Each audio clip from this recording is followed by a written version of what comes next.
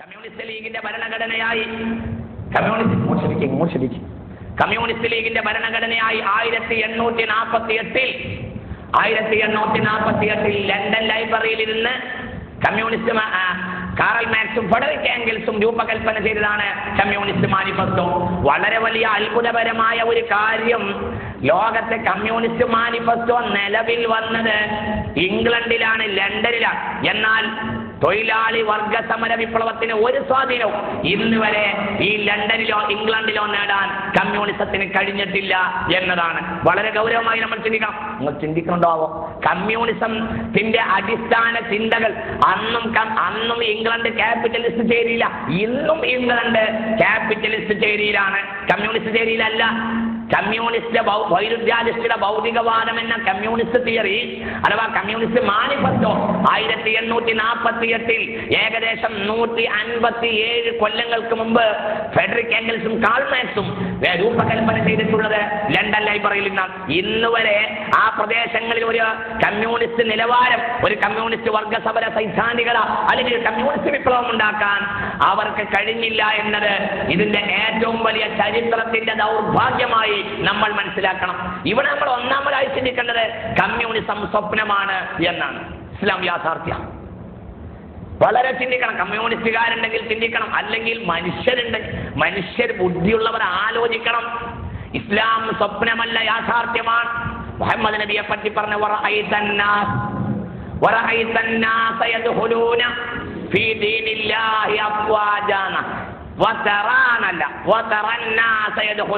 നിങ്ങൾ പോയി കഴിഞ്ഞാൽ പിന്നെ അവിടെ ഉണ്ടാവുന്നല്ല.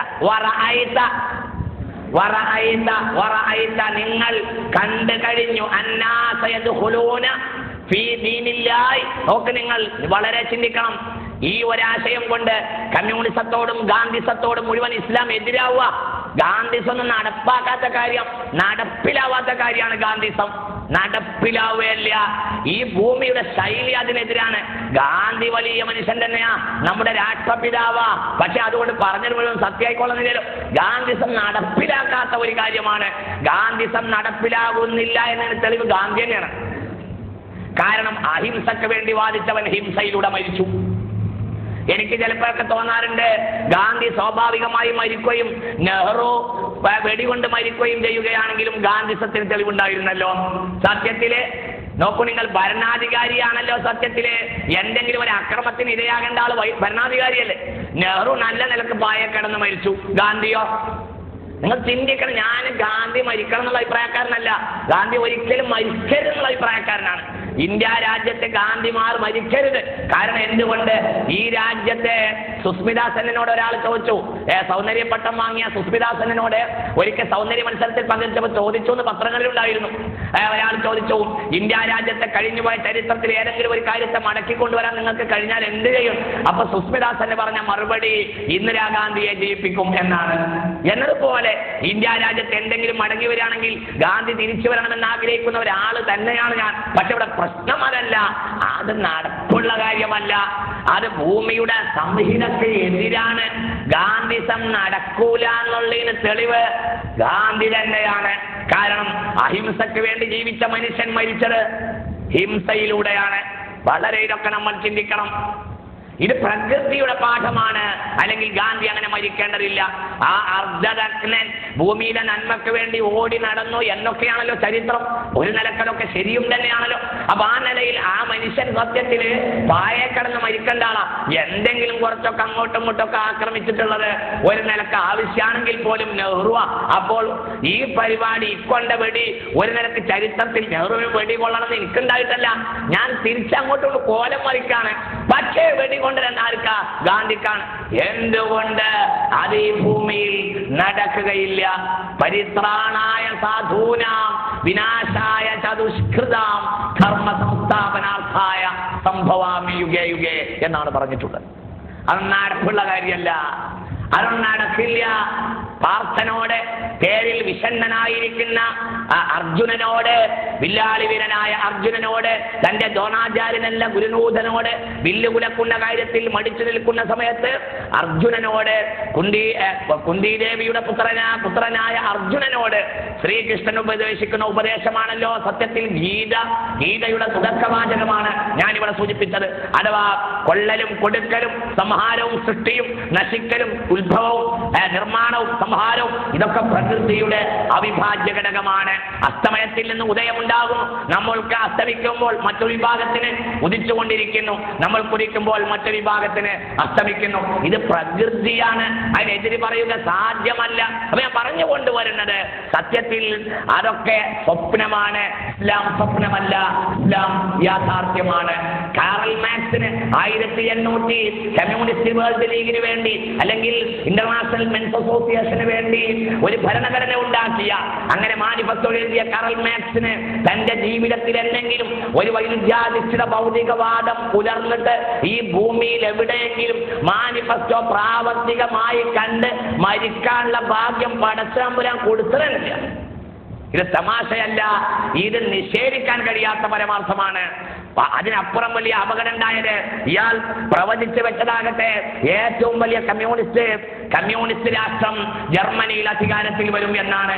ജർമ്മനിയിൽ ഇന്ന് വരെ കമ്മ്യൂണിസ്റ്റ് സമൂഹം അധികാരത്തിൽ വന്നിട്ടില്ല. ചരിത്രപരമായി കാറൽ മാക്സിന് ഭീമമായ അബദ്ധങ്ങൾ പിണഞ്ഞുപോയി.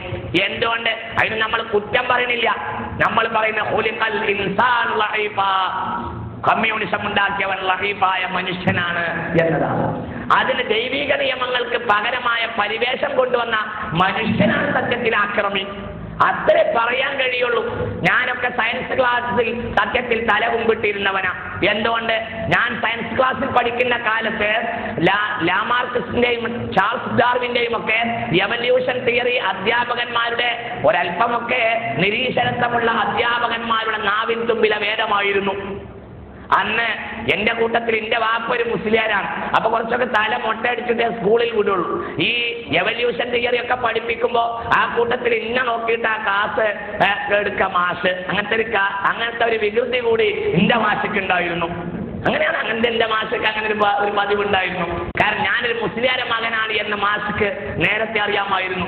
എന്തെങ്കിലും വിഷയം ഉണ്ടാവുമ്പോൾ എന്റെ താടി നീട്ടിയ തലയെ കെട്ടിയ വാലിട്ട തലയെ കെട്ടിയ വാപ്പയാവും സ്കൂളിൽ രക്ഷകർത്താക്കൾ ആവശ്യത്തിന് വേണ്ടി എന്റെ വീട്ടിൽ നിന്ന് വരിക.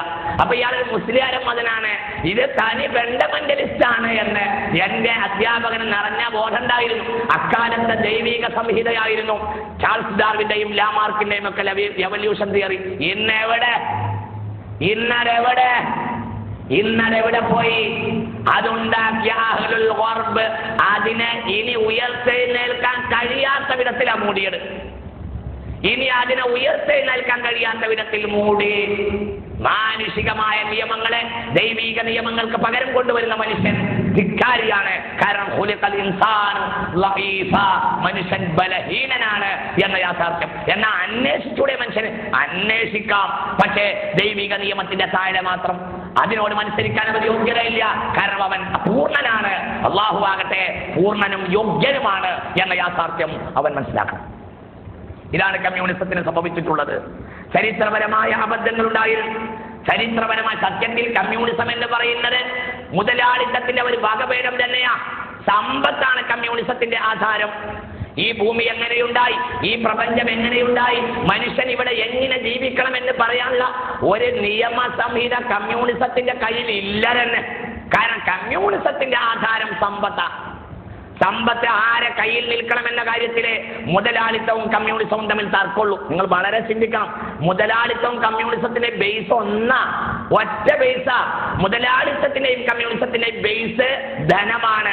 അത് വ്യക്തിയുടെ കൈവശം നിൽക്കണമെന്ന് മുതലാളിത്തം പറയുമ്പോൾ പൊതു ഉടമസ്ഥതയിൽ ലഭിക്കണമെന്ന കാര്യം കമ്മ്യൂണിസം പറയുന്നു എന്ന് മാത്രം. ഇത്രയേ ഉള്ളൂ.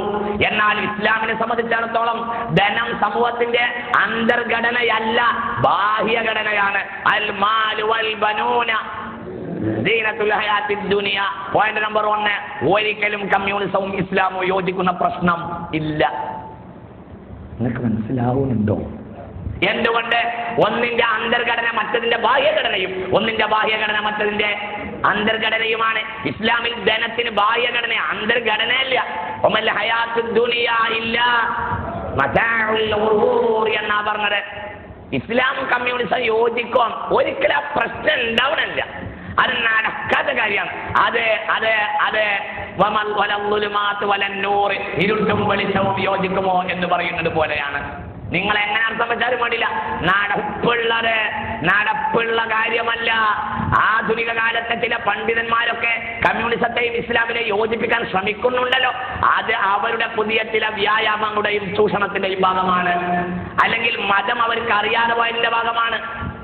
അവർക്ക് എന്താ അഞ്ജനമെന്നത് ഞാൻ അറിയും.